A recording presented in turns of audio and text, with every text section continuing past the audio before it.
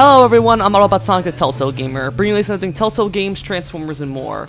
So it has been nearly a month since we've last had any info about Transformers Cyberverse, but now, out of nowhere, Cartoon Network's official YouTube channel has dropped a little, 3-minute sneak peek at the first episode of Transformers Cyberverse. So, for those of you who don't know, Transformers Cyberverse is going to be the next main Transformers cartoon after the previous one, Robots in the Skies, ended last year. So far, what we know from Cyberverse is that it's a brand new continuity. It's not related to the Aligned continuity or any other previous Transformers series. The episodes will be around 11 minutes long as opposed to the usual standard of 20 minutes. So we'll be seeing a lot of quicker episodes in regards to have simpler plots and all that, which got some people worried that the Cyberverse show would be getting similar treatment to very more modern kids shows such as the Ben 10 reboot and Teen Titans Go and stuff like that. But I gotta say, from the plot of it, it looks like, well, it definitely does seem lighter in tone compared to Robots in the Skies. I feel like it's a slightly less lighter than Robots in the Skies, it seems. But I gotta say, the animation, all that, this is our first proper look, I should say, at the animation, because there was a leaked animation reel from a San Diego Comic-Con panel a couple weeks ago, but I refrained from looking at that because it wasn't really reflective of the show's final quality. And now that we have this, I gotta say, it looks really good. So anyways, yeah, this clip is from the first 3 minutes, I shouldn't say the first 3 minutes, just 3 minutes of what I assume to be is the first episode of Transformers Cyberverse. Now, I'm not going to be analyzing the plot of this clip in really big detail. I'm going to save that for when the episode actually comes out, and I'll do a proper review then. But for now, I'm just going to go and we'll take some we'll go over what the important stuff is, any important plot details we know about the series as a whole from this clip, what we can tell about the animation and style and art of this clip and the show and so on. So first of all, we should probably start off this analysis video thing with just talking about the art style and animation of Transformers Cyberverse. Now, when I first saw the art style for Transformers Cyberverse and they had the 2D artwork of all the characters, I assumed that it was going to be another 2D cartoon similar to Robots in the Skies, which was sort of a faux CGI look, so they were trying like Robots in the Sky essentially, where it was 2D but it looked like 3D with a little bit of CGI implemented in certain scenes. I thought it was going to be like that, or maybe more lines of actual straight up cartoon like animated was, but no. As we see here, Cyberverse actually is fully 3D, just like Transformers Prime. However, it's a lot bouncier, I gotta say, than Prime was. It's a lot more light, brighter colors, not as dark as Prime was. It actually looks really, really good.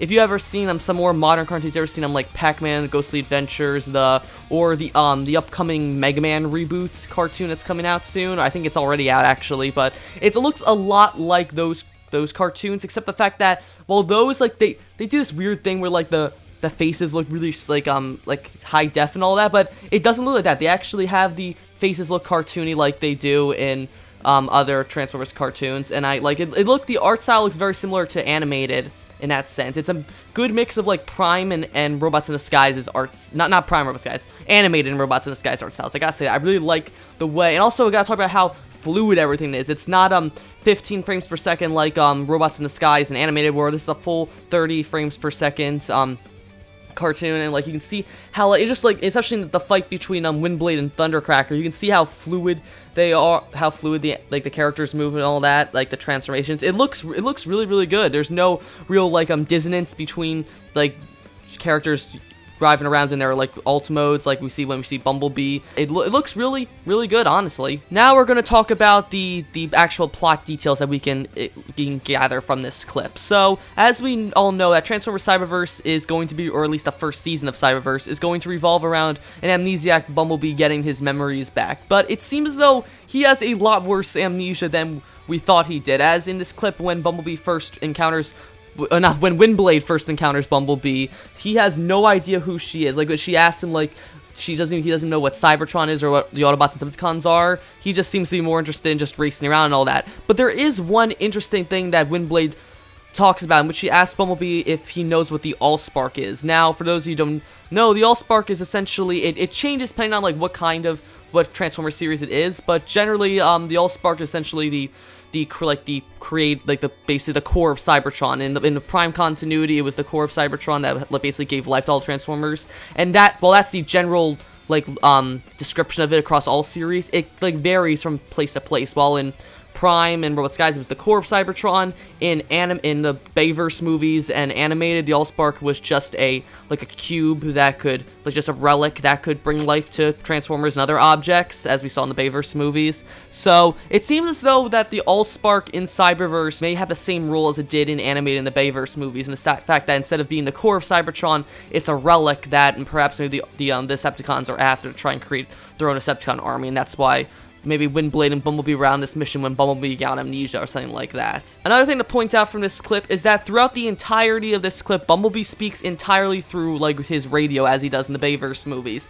Now, I gotta say, when I first saw this, I thought it was, but that was actually Bumblebee's voice, and that, like, for some reason, he wasn't moving his mouth, but as I saw him, like, oh wait, is that just him talking through his radio, when it's like his voice just kept suddenly changing throughout the entire clip. I just thought for first, like, because I, like, confusing that, like, oh, why does Windblade, when she speaks, her mouth moves, but Bumblebee's doesn't.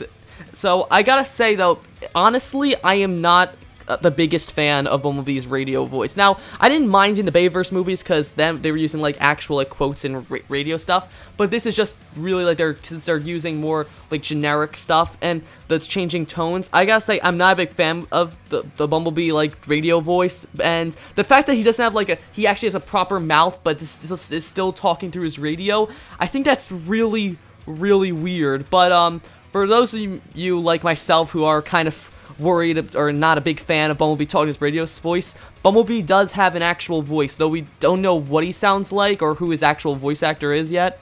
We've seen, if you saw the leaked clip back at San Diego Comic-Con, in that clip, in a flashback scene of Bumblebee on Cybertron, he does have a proper voice. So it seems as though, well, at least for the majority of the present storyline in Season 1, he'll be talking in his radio voice. For any flashbacks, and hopefully by the end of the season, he'll be using his real voice. So that's another thing. Another interesting thing to point out here is the fact that Thundercracker may actually be the lowest batch of the Seekers instead of Acid Storm like I previously thought. Now, in my previous video where I gave my thoughts on all the different character designs for Transformers Cyberverse, I said that I thought Acid Storm was going to be basically like a jobber Decepticon, for lack of better terms, that he was just going to be maybe like the first episode villain that seems to have the upper hand on Bumblebee Universe, but once they discover some sort of like power or something, they easily beat him. It just becomes basically a joke for the rest of the series. Well, it seems as though Thundercracker is going to be taking that role, as in his fight with Windblade, which I gotta say, the fight between Thundercracker and Windblade in this clip is really good. I love how fluid it is and all that. One thing I really thought is interesting about Windblade's design here is that in Cyberverse, Windblade's actually able to retract her wings when she's in her root form, which is something we've rarely, if ever, seen in the Transformers cartoons. We've never really seen, as far as I know, really, like, Seeker characters, have expressive wings. I mean, it hasn't a couple times in the comics, and of course, Starscream in Transformers Prime, it was very expressive with his wings. I'm not sure if it happened in animated so much, because I haven't really seen that much of animated, or don't remember much of it, but really, like, with Windblade retracting her whole wings during the fight with Thundercracker so they don't get in the way, I don't think we've ever seen that before. Another interesting thing, though, is towards the end of the clip, when after Thundercracker beats Windblade and then Bumblebee tries to intervene, Thundercracker grabs Windblade's sword, is going to kill Bumblebee, but before that, he can do that. Bumblebee activates, as Windblade calls it, like his stinger, which shifts his arm into, this energon, or, electricity charged stinger, that when he touches Thundercracker with it, it basically freezes him in place because he's locks up all his systems. Now, this to me is very similar to his stinger weapon, Bumblebee's stinger weapon in Transformers Animated, in which in Animated, because when everyone at that point, everyone had kind of their own signature weapon. Like, you had Bulkhead with his wrecking balls, Ratchet with his magnet hands, Crowd with all his ninja stuff, and Optimus with his axe. Bumblebee in Animated had these two. He could shift his hands into these stinger shape things that were able to shoot electricity out and paralyze his opponents. So it seems as though that they're carrying that over from Animated, but giving it a more unique look on it. I gotta say, I really like the way the stinger looks in Cyberverse, and that it appears to be, instead of just an actual metal object, it's all energon generated. I think that's a really cool idea, and I gotta say, I'm really digging the animation and all that for Cyberverse, so I can't wait to see how it turns out. And so that was my analysis of this